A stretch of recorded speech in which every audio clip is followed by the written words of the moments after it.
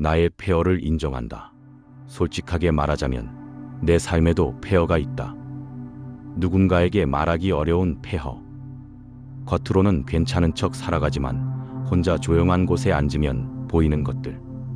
한때 열심히 쌓아 올렸지만 이제는 무너진 것들. 다시 시작하고 싶은데 어디서부터 손을 대야 할지 모르는 것들. 나는 오랫동안 그 폐허를 외면했다. 바쁘게 지내면 보이지 않을 것 같았다. 다른 일에 집중하면 잊혀질 것 같았다. 언젠가 저절로 회복되겠지 하고 기다렸다.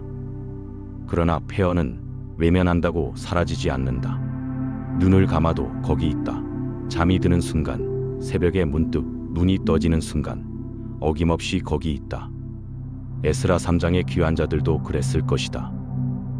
70년을 기다려 돌아온 고향 땅에서 그들이 마주한 것은 잔해였다. 기억 속의 성전과 눈앞의 폐허 사이에 서서 그들은 어쩌면 나처럼 멍하니 서 있었을지도 모른다. 그런데 그들은 거기서 멈추지 않았다. 나는 그 지점에서 오래 머물고 싶다. 나는 조건이 갖춰지기를 기다렸다 고백하건대 나는 늘 조건을 따졌다. 이 상황이 좀 나아지면 하나님께 더 가까이 가겠다. 이 문제만 해결되면 제대로 된 신앙생활을 하겠다. 마음이 정리되면 기도하겠다. 그렇게 기다리는 동안 시간이 흘렀다. 상황은 나아지지 않았다. 문제는 하나가 해결되면 다른 것이 생겼다. 마음이 정리되는 날은 좀처럼 오지 않았다. 그리고 나는 어느새 하나님과 점점 멀어져 있었다.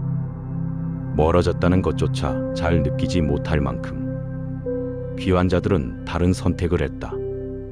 성전 건물도 없고 지붕도 없고 성벽도 없는 상태에서 먼저 번제단을 세웠다. 조건이 갖춰진 다음이 아니라 지금 이 자리에서. 그 선택이 오늘 나를 찌른다. 나는 왜 하나님을 기다리게 했을까? 완성된 나를 가지고 오겠다고, 깔끔하게 정돈된 삶을 가지고 오겠다고 그런 생각이 있었던 건 아닐까? 그러나 하나님이 원하시는 것은 완성된 나가 아니라 방향이 맞춰진 나라는 것을 이제는 안다.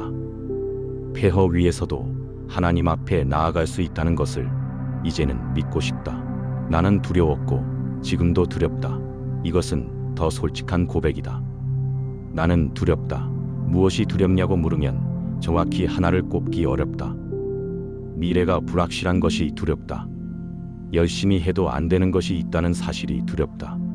사람들의 시선이 두렵다. 혼자 남겨지는 것이 두렵다. 열심히 기도했는데 응답이 없는 것이 두렵다. 두려움이 없는 척 살아왔다. 믿음이 있으면 두렵지 않아야 한다고 생각했다. 두려움을 느끼는 것이 신앙이 부족한 증거 같아서 그것을 인정하기가 싫었다. 그런데 에스라 3장 3절이 그냥 지나가지 않는다. 이 땅 백성들을 두려워함이니라. 그들이 제단을 그 터에 세웠으니 두려워했다. 그런데 세웠다. 두려움이 없어진 다음에 세운 것이 아니다. 두려움이 있는 채로 세웠다.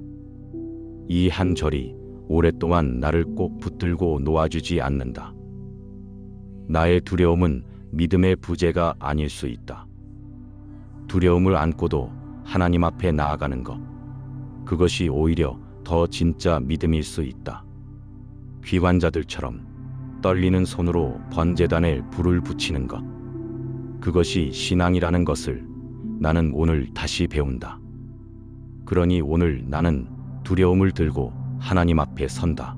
사라지기를 기다리지 않고 지금 이 두려움을 그대로 가지고 나는 눈물과 기쁨 사이 어딘가에 있다. 성전 기초가 놓이던 날 어떤 사람들은 환성을 지르고 어떤 사람들은 울었다. 그 두 소리가 뒤섞여 분간할 수 없었다고 성경은 말한다.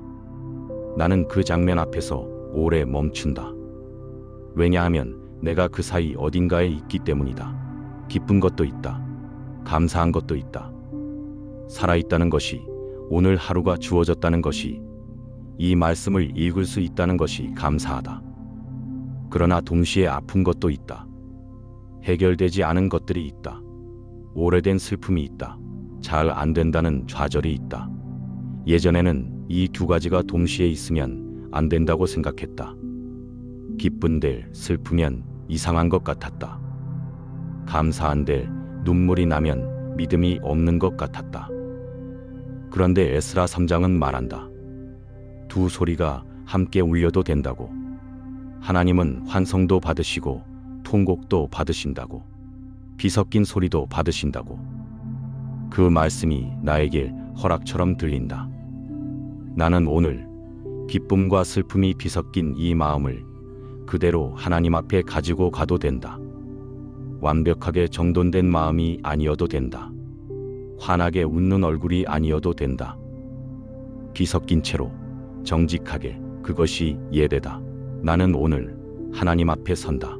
결국 이 모든 고백이 하나의 결심으로 모인다. 나는 오늘 하나님 앞에 나아가기로 한다. 거창한 것이 아니다.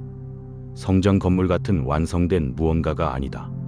그냥 지금 이 자리에서 하나님을 향해 마음의 방향을 돌리는 것이다. 두려움이 있어도 된다. 눈물이 나도 된다. 폐허 위여도 된다. 아직 아무것도 해결되지 않아도 된다. 귀환 자들이 잡초 우거진 터 위에 돌을 쌓고 번제단을 세웠던 것처럼 나는 오늘 내 삶의 폐허 위에서 하나님 앞에 선다. 하나님, 여기 있습니다. 하고 나아가는 것이다. 그것이 전부다. 그리고 그것으로 충분하다.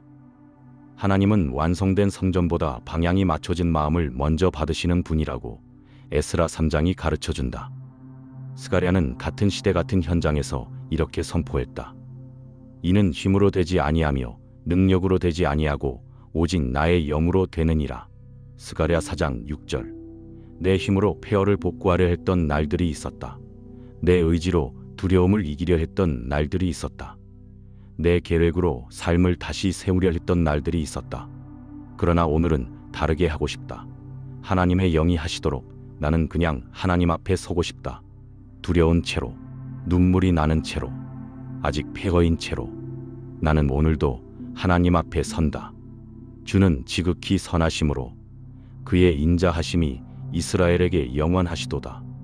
에스라 3장 11절 개역 개정.